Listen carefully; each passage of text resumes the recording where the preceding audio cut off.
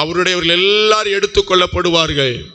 மீதி இந்த பூமியில் இருக்கிற ஜனங்களுக்கு ஒரு மகா பெரிய ஆபத்து. இந்த வானம் பூமி எல்லாமே வெந்து அழிந்து உருகி போகும். எல்லாம் டக்கு டக்கு டக்குன்னு ஒரு இமைப்பொழுதுல யோசிக்கிறது கூட நேரம் இருக்காது.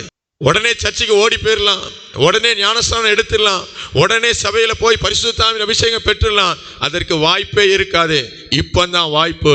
இப்போ நாம ரட்சிக்கப்பட முடியும், ஞானஸ்நானம் எடுக்க முடியும், பரிசுத்த ஆவியின் அபிஷேகத்தை பெற்றுக்கொள்ள முடியும், சபையோடு கூட சேர்ந்து ஐக்கியமாய் ஆராதிக்க முடியும்.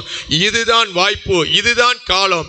ஆண்டோடைய வருகை வந்த பிற்பாடு சபை இங்க இருக்காது, ஆராதனை இருக்காது, ஆராதிக்கிற ஜனங்கள் இருக்க மாட்டாங்க, இப்படி பிரசங்கம் பண்ற யார் இருக்க மாட்டாங்க, எங்கேயும் ஆண்டோட வசனம் கேட்கப்படாது.